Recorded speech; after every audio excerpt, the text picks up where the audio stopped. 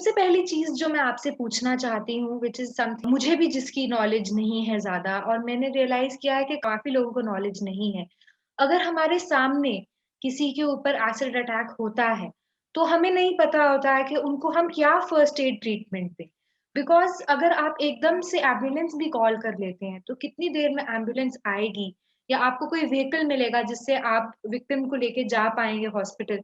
उससे पहले भी अगर आप कुछ उनको ट्रीटमेंट दे सकें, तो उससे काफ़ी हेल्प मिलती है। तो अगर आपके सामने एक एसिड अटैक होता है, तो आप विक्टिम को क्या फर्स्ट एड दे सकते हैं, जिससे उनको थोड़ा रिलीफ मिल जाए टिल द टाइम वो हॉस्पिटल पहुँचते हैं? तो अगर शिशा आप इसके बारे में बता सकें कुछ हमें? हाँ, तो जैसे ही अगर हमारे सामने कोई एसिड अटैक विक्टिम है या कोई एसिड अटैक होता है, तो सबसे पहले ये ज़रूरत है कि हम आगे बढ़ें उनके लिए। फर्स्ट एड तो बहुत दूर की बात है, हमने ज़्यादातर देखा है कि लोग उसको एक्नॉलेज भी नहीं करते, लोग आगे ही नहीं आते, डर के लिए। तो फर्स्ट हमारा यही एक रिस्पॉन्सिबिलिटी होना चाहिए कि हम जल्दी से जल्दी हम उनको एक इमोशनल सपोर्ट दें, हम उसको एक्नॉलेज करें, उनका पेन एक्नॉलेज करें। इट इज़ वेरी इम्पोर्टेंट कि हम खुद के सेफ्टी भी ध्यान में रखें क्योंकि एसिड गिरा है वहाँ पे, हम जाके डायरेक्टली टच ना करें बेयर हैंड्स के साथ। We should make ourselves covered before touching the victim. हमें जल्दी से जो लोकल अथॉरिटी है, डेफिनिटली उनको इन्फॉर्म करना, एम्बुलेंस कॉल करना and in the mean time since it's acid it gives a burning sensation पानी अगर हो तो उनके ऊपर पानी पोर करना that is something very much needed for immediate relief. जितना भी हो सके उनको थोड़ा असिस्टेंस देना। उनको अगर वो रोड साइड पे है, रोड के मिडिल पे है तो उनको प्लीज इमीडिएटली कुछ एक शेड के अंदर लाया जाए, उनको बीच में ना रखा जाए। एंड यस आई मीन पानी डालते रहना और खुद का सेफ्टी देखते हुए अश्योर करना कि उनको कोई भी उनको जो भी जलन है, उनको कुछ भी रिक्वायर्ड हो, आप उनके साथ रहे, इमोशनल सपोर्ट दें उनको एक्नॉलेज करते रहें, that is very much needed. Rani Ritu ji Pramodini ji आप कुछ इसमें ऐड करना चाहें? आपके एक्सपीरियंस में क्या ऐसी कुछ चीज़ें हैं जो कि हेल्प कर सकती हैं फर्स्ट एड में? अ, अ, कि ऐसे तो शीर्षा ने बताया कि सब कुछ ठीक है जो उन्होंने बोला। उसके बाद बस एक चीज़ है जो नोटिस करने वाली है कि एसिड किसी के ऊपर डलता है, तो उसके ऊपर पानी डाल रहे हैं, तो वो उसके फेस पे एसिड पड़ा है, तो उसके सर पे पानी ना डाल के, सर को नीचे झुका के पीछे से पानी डालना चाहिए। क्योंकि फेस पे एसिड पड़ा है और पानी ऊपर से जाएगा, जहाँ पे भी बॉडी पे वो एसिड पड़ेगा, तो वहाँ से भी बॉडी बर्न होगा। तो मुझे क्या सबको यही करना चाहिए, किसी के ऊपर एसिड अटैक होता है तो जिस भी बॉडी पार्ट पे एसिड पड़ा है तो उसको सेफली मतलब नीचे गर्दन करके फेस पे पड़ा है तो पानी डालना चाहिए। दूसरे बॉडी पार्ट को बचाना चाहिए जहाँ पे एसिड पड़ा है।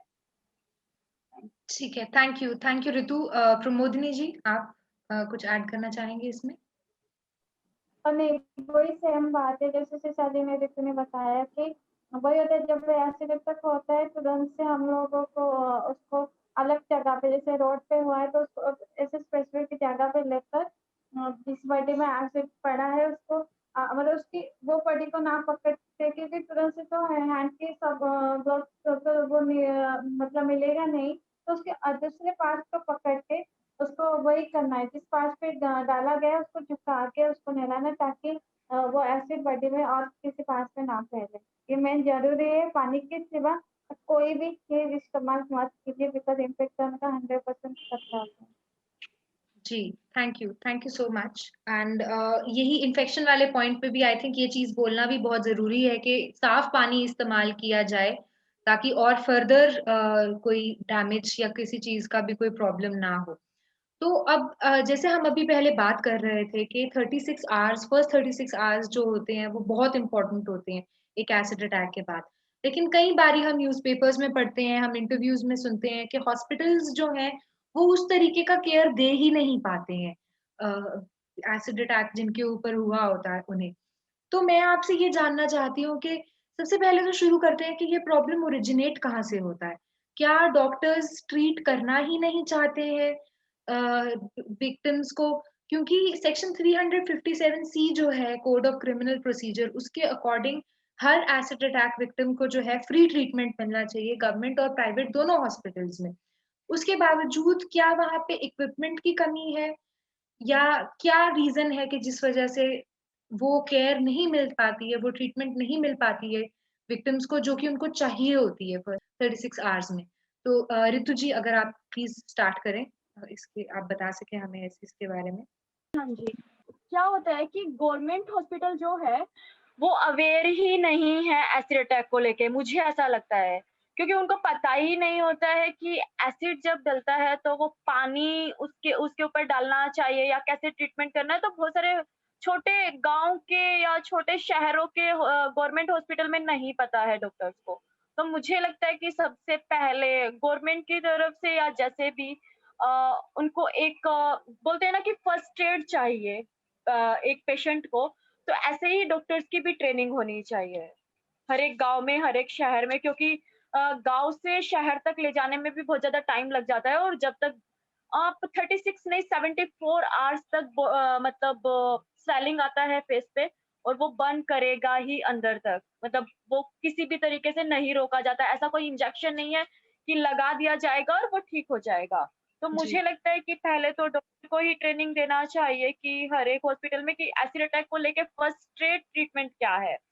उसके बाद गवर्नमेंट हॉस्पिटल में जब बर्न होता है तो वो कितना हीट करता है, बॉडी को कितना जलाता है। तो वहाँ पे ढंग से फैन भी नहीं होते हैं, बर्न वार्ड में एसी तक नहीं होते हैं और ऐसी कोई फैसिलिटी नहीं है जो मतलब उनको चाहिए एसिड अटैक सर्वाइवर्स को। उसके बाद थर्ड है, ठीक है, फेस बर्न हुआ, बॉडी बर्न हुआ, उसके बाद जो दिमाग में और दिल पे जो बीतती है उसको कोई नहीं समझ सकता। सिर्फ़ बाहर के घाव दिखते हैं, जो अंदर हुए हैं उसको कोई नहीं समझ पाता है। तो प्रोफ़ेशनल काउंसलर नहीं है गवर्नमेंट हॉस्पिटल में। प्राइवेट हॉस्पिटल में होंगे बट ऐसा कोई सजेशन नहीं देता है कि आपको एक काउंसलर की ज़रूरत है, आपको काउंसलिंग लेनी चाहिए या मतलब डॉक्टर ही सजेस्ट करे कि इनकी काउंसलिंग करवाओ। क्योंकि एक सर्वाइवर तो उस पेन को झेलता ही है, उसके साथ-साथ उसकी फैमिली भी डिप्रेशन में चली जाती है। तो मुझे लगता है कि इन बातों का ध्यान रखना चाहिए। जी रितु डेफ़िनेटली। अंशु आप भी आपका अपना भी एक्सपीरियंस रहा है और अभी भी जैसे मैंने पहले बोला था कि आप एक अभी रिसेंट एक एसिड अटैक हुआ है, आप उसमें रीच आउट का काम कर रही हैं। तो जनरली डॉक्टर्स का और नर्सेज़ का जब कोई विक्टिम आता है, एक हॉस्पिटल में एक एसिड अटैक का विक्टिम आता है, तो उनका क्या एटीट्यूड होता है उनके प्रति?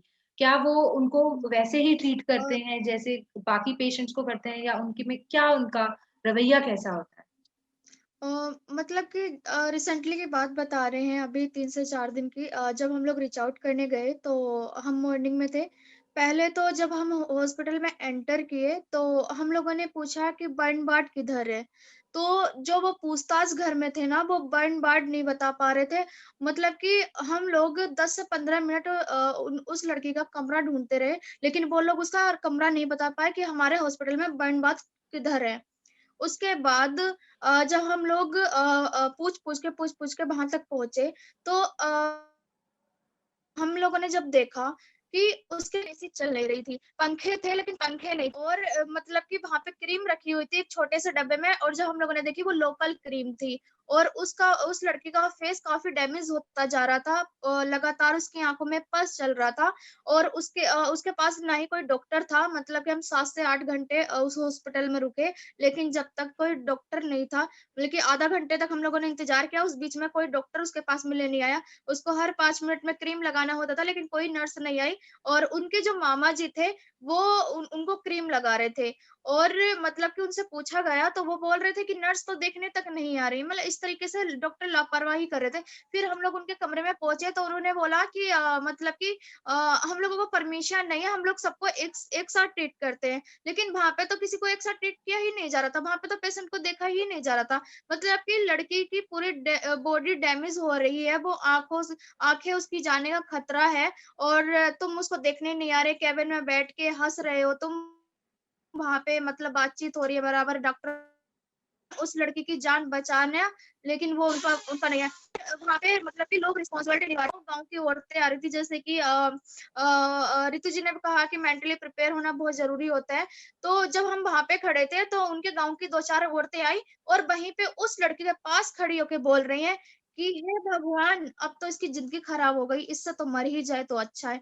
मतलब ज एक लड़की पहले ही मौत से जूझ रही है और उस टाइम पे उसको वहीं पे ऐसे कमेंट कर रहे हैं लोग। जहाँ पे उसको दिलासा देने की ज़रूरत है, जहाँ पे उसको हिम्मत देने की ज़रूरत है। हम लोगों के साथ इतना हुआ, लेकिन फिर भी हम उसको हिम्मत बढ़ाने गए, लेकिन वहाँ पे वो लड़की और उनकी हिम्मत तोड़ रही थी। वो लड़की इतनी ज़ोर-ज़ोर से चिल्ला रही थी, रो रही थी कि मतलब कि एक्सप्लेन नहीं कर सकते हम शब्दों में। तो इस तरीके का होता है। वहाँ की उनकी मौसी आई और उनकी मौसी क्या कर रही है, रो रही हैं और कैमरे के सामने रो रही हैं और रो के फिर चली जा रही हैं हँस के। मतलब ये रोल निभा रही थी। लेकिन उसकी लड़की का किसी ने ये नहीं सोचा कि उसको कहीं अच्छे हॉस्पिटल में ट्रीटमेंट कराएँ, यहाँ पे नहीं चल रहा है, एसी नहीं चल रही है, इलाज ठीक से नहीं मिल रहा है, तो इसको दूसरे हॉस्पिटल में जाए। हम लोगों ने डिमांड की कि हम लोग छाव फाउंडेशन से हैं और हम लोग इनका इलाज कराएँगे ताकि इनकी आँखें और इनका फेस काफ़ी हद तक डैमेज ना हो, आँखों से देख पाएँ वो, तो हम लोग इनको लखनऊ के लिए रेफर कराते हैं। लेकिन उसमें भी बहुत दिक्कतें आई। उनके मामा जी लोग उन्होंने बोला कि नहीं रेफर नहीं कराएँगे, लड़की नहीं जाएगी। वहाँ से लड़ाई झगड़ा उन्होंने किया। उसके बाद हम लोगों ने बोला नहीं लड़की तो हम लोगों के साथ ही जाएगी और हम लोग उनको रेफर कराने के लिए डॉक्टर से बात की है, तो डॉक्टर ने बोला कि इनका कोरोना जाँच होगा। तो फिर मतलब कि लड़की 2 दिन पहले से हॉस्पिटल में एडमिट थी, लेकिन उसका तब कोरोना जाँच नहीं हुआ। लेकिन जब उसको डिस्चार्ज करा रहे थे, तब डॉक्टर उसको कोरोना जाँच के लिए बोल रहे हैं। और वहाँ पे सैनिटाइज़र मतलब लड़की से कोई मिलने जा रहा है तो सैनिटाइज़र की कोई भी व्यवस्था नहीं थी। किसी के हाथ में ग्लव्स नहीं थे, किसी के मास्क नहीं थे। सब लोग ऐसे जा रहे हैं, उसको टच कर रहे हैं, आ जा रहे हैं। उसके बाद उनकी जाँचें कराई, तब उनको हॉस्पिटल आने दिया। तब हम लोग यहाँ पे मेडिकल कॉलेज है, वहाँ पे हम लोग मतलब कि उनको एडमिट कराए और अभी उनका हर दिन हम लोग उनके साथ रहते हैं। मैं खुद भी उनके साथ रहती हूँ और मतलब कि अभी हम लोग जाके हर दिन उनको मेंटली प्रिपेयर करते हैं, हर दिन बात करते हैं और वो इतनी अटैच हो गई मेरे से, मतलब इतने अच्छे से बात करती है, हर एक मन की बात शेयर करती है और अपनी मामा-मामी को कहती है कि नहीं आप जाओ, मुझे अंशु से बात करनी है, अंशु के साथ टाइम स्पेंड करना है। तो बहुत अच्छा लगता है। तो इस तरीके से जैसे हम अच्छा काम कर रहे हैं, ऐसे सोसाइटी भी तो कर सकती है। लेकिन सोसाइटी उसको आगे नहीं बढ़ाती, उसको नीचे गिराती है और उसको मतलब कि मेंटली डिस्टर्ब करती है। डेफ़िनेटली। और एक चीज़ जो आपने अभी बोली कि अभी वो सैनिटाइज़र भी नहीं यूज़ कर रहे थे हॉस्पिटल में, इस दौरान कोविड के टाइम, और तो बाकी टाइम तो आप ना ही उम्मीद कीजिए, अगर कोविड के टाइम भी उनके पास सैनिटाइज़र तक नहीं है, जब इतना इम्पोर्टेंट होता है कि किसी भी तरीके की इन्फेक्शन ना हो एक विक्टिम को, तब तो उससे ही समझ आ जाता है कि किस हालत में जो है एसिड अटैक के जो विक्टिम्स होते हैं वो रहते हैं हॉस्पिटल्स में, उनकी ट्रीटमेंट कैसे होती है। तो प्रमोदिनी जी, मैं चाहती हूँ कि आप इस चीज़ के ऊपर थोड़ा और बोलें कि ये जो डॉक्टर्स, जैसे ऋतु जी ने बोला कि डॉक्टर्स के पास ट्रेनिंग ही नहीं है कि वो ट्रीट कर सकें ढंग से एसिड अटैक विक्टिम्स को, उनको पता ही नहीं होता। आपने अपनी स्टोरी में अंशु जी ने भी बताया था कि डॉक्टर्स को पता ही नहीं था कि क्या करना चाहिए। तो क्या इस चीज़ में कोई चेंज आया है, या अभी भी कई डॉक्टर्स हैं जिनको पता ही नहीं है, या फिर वो उनके पास इक्विपमेंट ही नहीं है कि जिससे वो ट्रीटमेंट कर सकें? चेंज एकदम से नहीं आया है, जैसे विक्रांशु ने बताया कि सिमिलैरिटी है, लेकिन थोड़ा-सा चेंज ये आया है कि जैसे सुप्रीम कोर्ट गाइडलाइंस में है कि हाँ, प्राइवेट हॉस्पिटल में फ्री है ट्रीटमेंट, बट कोई प्राइवेट हॉस्पिटल उसको एक्सेप्ट नहीं करता है। जब भी हम इमरजेंसी केस में अगर पेशेंट का कंडीशन इतना खराब है, हमें पता है कि कोई डिस्ट्रिक्ट ऐसा कोई भी डिस्ट्रिक्ट नहीं है, कोई स्टेट में जहाँ पे बॉन विभाग बना जाए, बॉन का एक रूम बना जाए, जहाँ पे एसी का फैसिलिटी हो, जहाँ पे मेनली जो बात है बाथ टब, जहाँ पे सर्वाइवर को जो नहलाते हैं, आशिक को पिला, वो नहीं है, एकदम से व्यवस्था नहीं है। और सेकंड वो तो छोड़ो, सेकंड है कि अगर हम गवर्नमेंट हॉस्पिटल में ला रहे हैं, जैसे ऋतु ने कहा है, मेरा हमेशा वही कहना है कि आज के ऐसे कोई भी हॉस्पिटल, वो प्राइवेट में नहीं, गवर्नमेंट ने कोई काउंसलर हायर नहीं किया है और काउंसलर रहना बहुत ज़रूरी है। और जब हमें कोई पेशेंट को, जैसे मैं और इस समय केस हैंडल करती हूँ, विदाउट जैसे अंशु वहाँ पे देखता है, मैं यहाँ पे करती हूँ। तो मैं जब कोई सर्वाइवर के साथ जाती हूँ, तो गवर्नमेंट प्राइवेट हॉस्पिटल में तो वो पहले बोलते हैं कि गवर्नमेंट ने रेफर किया है क्या? तो हम बोलते हैं नहीं, गवर्नमेंट ने रेफर नहीं किया, हम डायरेक्टली लाए। हाँ, ठीक है, हमें कैश चाहिए, मतलब आप जो भी ट्रीटमेंट करोगे उसका मतलब जो भी चार्ज लगेगा। मैं बोलती हूँ नहीं उसका नहीं इलाज का कैसे चार्ज लगेगा, सुप्रीम कोर्ट गाइडलाइंस में फ्री है ना, हमें गवर्नमेंट पैसा नहीं देता है, अगर वो पैसा नहीं दोगे तो हम इलाज नहीं करेंगे। तो हम मतलब ऐसे होता है ना, जबरदस्ती हमें देना इसलिए पड़ता है क्योंकि पेशेंट को बचाना बहुत ज़रूरी होता है। और ऐसा बहुत बार हुआ है, एक लड़के का साथ रिसेंटली आशा डाटा उसका 82% बर्न है, उसकी दोनों आइज़ लॉस्ट हो चुकी है। उसके पापा ने तुरंत से एक हॉस्पिटल में एडमिट कर लिया, प्राइवेट हॉस्पिटल में। तो गवर्नमेंट को जब कंपनसेशन के लिए अप्लाई किया, गवर्नमेंट ने क्या बोला पता है? कि आपने शुरुआत से गवर्नमेंट हॉस्पिटल में क्यों जो एडमिशन नहीं लिया? ये प्रॉब्लम आती है। अगर गवर्नमेंट हॉस्पिटल में एडमिट करा, ट्रीटमेंट वैसा नहीं मिलता है, एसी का केबिन नहीं होता है, अगर एसी ऐसे चलता है, ये 100% मैं ओडिशा का सबसे बड़ा हॉस्पिटल मैं जानती हूँ। मैं यहाँ पे इतने सारे ऐसे सर्वाइवर आते हैं बहुत दूर-दूर से, मतलब मैक्सिमम ऐसे ऐसे रूम में ऐसे नहीं चलता, ऐसे बस नाम का है, ऐसे नहीं चलता। और एक 1 पेशेंट के लिए ऐसे ना चलना, गर्मी में रहना कितना टफ, कितना चैलेंजिंग होता है, कितना दर्दनाक होता है, बट जो झेलता है उसको पता है। अगर एक केस हुआ था, मतलब वो जो लड़के के बारे में बता रहे हैं, उसका ऑपरेशन हुआ था। उसके आई का हम ऑपरेशन कर रहे थे, बस डिस्चार्ज होने के टाइम बस 15,000 देना बाकी था। हम लोगों के पास पैसा 90,000 रुपया लगा था, हम लोगों के पास पैसा खत्म हो चुका था।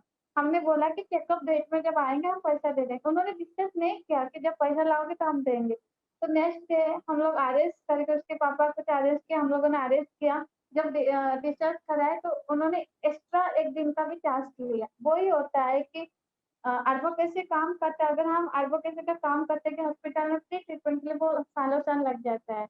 मेरे मेरे चेन्नई में मेरा ट्रीटमेंट फ्री हो रहा है क्योंकि मेरा जो ऑपरेशन कोई हॉस्पिटल पे नहीं है। गवर्नमेंट ने तो एकदम मना कर दिया, ओडिशा की अच्छे आई हॉस्पिटल है उन्होंने भी मना कर दिया कि तुम नहीं देख पाओगे।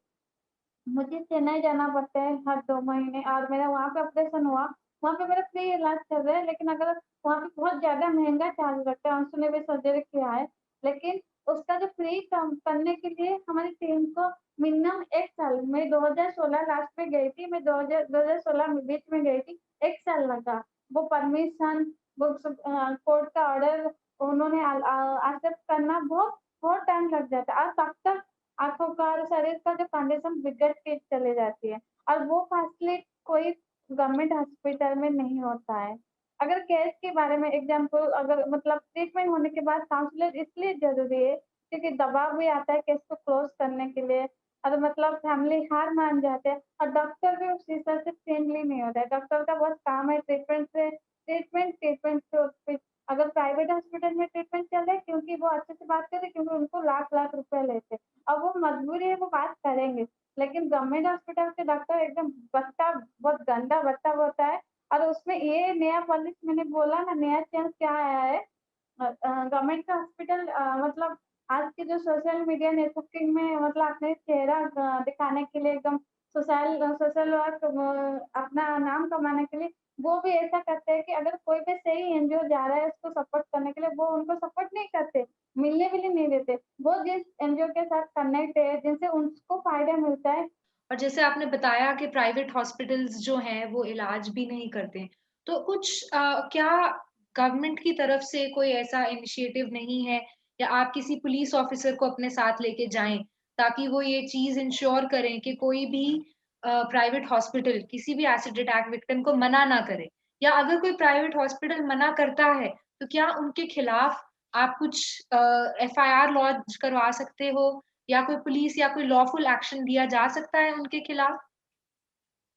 लिया जा सकता है, लेकिन उसके लिए स्ट्रॉन्ग पावर की ज़रूरत है। जो एडवोकेट को हम हायर करेंगे, वो लड़ेगा, उसके लिए बहुत हाई मनी की ज़रूरत है और मतलब ये लॉन्ग प्रोसेसिंग होता है, बहुत लॉन्ग प्रोसेसिंग आप कानून की प्रोसेसिंग आपको पता है, बोल देते हैं जब ज़बान में लेकिन होता वो रियलिटी में नहीं है, उसका बहुत प्रोसेसिंग होता है। मैंने बोला ना प्रोसेसिंग हम कर सकते हैं, लेकिन कब तक? आइदर सर्वाइवर सर्वाइव नहीं करेगा, आइदर वो अपनी आँख खो बैठेगा, आइदर अपनी कोई भी पास को खो बैठेगा, आइदर उसके साथ कुछ भी हो सकता है। लेकिन तब तक के लिए तो हम लोगों को मजबूर होने के लिए होके इलाज करना पड़ता है। हमारी टीम में ऐसे बहुत सारे सर्वाइवर है, जैसे आयशा है, बहुत सारे बड़े सर्वाइवर है, उनके लिए लाख-लाख रुपया खर्चा होते हैं हर महीना अपोलो हॉस्पिटल से लेकर क्योंकि उनका कंडीशन ऐसा ही है कि उनके लिए लाख-लाख रुपया खर्चा करना पड़ता है।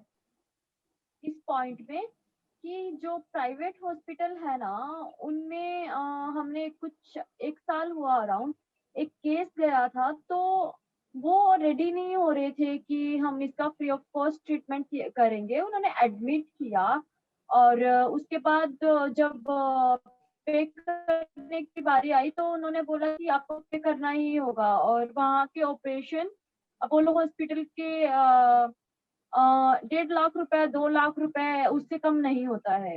1.5 लाख से ऊपर ही चाहिए। तो बहुत जी, बहस करना पड़ता है, बहुत सारी पॉलिसी बतानी पड़ती है, बहुत सारी चीज़ें करनी पड़ती है, बहुत सर्वाइव करना पड़ता है उसके लिए प्राइवेट हॉस्पिटल में ट्रीटमेंट कराने के लिए। तो वो बहुत मुश्किल आती है। उसके बाद मैं एक चीज़ प्राइवेट हॉस्पिटल में ट्रीटमेंट कराने का फ़ायदा ये है कि वहाँ पे डॉक्टर अवेयर हैं। उसके बाद वो बहुत क्लीन होते हैं हॉस्पिटल्स। और ज़्यादातर केसेज़ में ऐसा होता है किसी की डेथ हुई है तो वो इन्फेक्शन की वज़ह से हुई है, कि जी, वो स्पेस क्लीन नहीं है, ग्लव्स पहन के मतलब उनको छुआ नहीं जाता है, या मतलब कोई भी आता है उनके बेड को छूता है या उनको छूता है, तो वो बहुत बड़ी दिक्कत है। मतलब कई सारे सर्वाइवर ऐसे हैं कि ऐसे थे कि जिनकी इन्फेक्शन की वज़ह से ही डेथ हुई। मतलब ये भी एक बड़ा मुद्दा है कि मतलब क्लीन नहीं होते हैं गवर्नमेंट हॉस्पिटल। और एक सबसे बड़ी बात बताऊँगी, जैसे तूने बोला बोला कि गवर्नमेंट हॉस्पिटल ये सही बात है। और वहाँ पे जो ड्रेसिंग करने के लिए आते हैं ना, अगर उनकी ये जाने मैंने एवरीडे मेरा 1 दिन के छोड़ के ड्रेसिंग हो रहा था। मेरी माँ हर हर डे 1 दिन छोड़ के उनको ₹200 पकड़वाया रही थी, क्योंकि अगर उनके हाथों में पैसा नहीं जाते वो अच्छे से ड्रेसिंग के ऊपर डिपेंड करता है। डॉक्टर जितना मेडिसिन हायर करता है, जितना ट्रीटमेंट देता है, जो ड्रेसर होते हैं ना, उनके हाथों में सब कुछ होता है। मैं मोस्टली क्योंकि उनका अच्छे से ड्रेसिंग करना, उनको घाव को अच्छे से क्लीन करना उनके हाथों में है। वो जितना अच्छे से इलाज करेंगे, हमारे घाव उतना अच्छे से सूखेगा। लेकिन उनके हाथों में जब तक हम पैसा नहीं रखेंगे ना, वो तब तक अरे अच्छे से इलाज नहीं करते। शुरू से हमारे साथ हुआ। और मेरी माँ ने बहुत सारे लोगों को पूछा कि वो अच्छे से ड्रेसिंग नहीं करते, तो उन्होंने बोला कि आप उनके हाथों में पकड़ा दो पैसा। और ये सही में एवरी क्योंकि मेरी माँ को मुझे बचाना था। मैं मेरी माँ कुछ भी करके हर 2 दिन में कुछ भी करके उसके हाथों में पकड़ाती थी और वो अच्छे से ड्रेसिंग कर रहा था। काम प्राइवेट हॉस्पिटल में इसलिए कर रहे हैं, पूरा डॉक्टर से लेकर ड्रेसर से लेकर नर्स तक एकदम फैमिली की तरह ट्रीट करते हैं, क्योंकि वो हर एक ट्रीटमेंट के लिए लाखों लाख रुपया लेते हैं।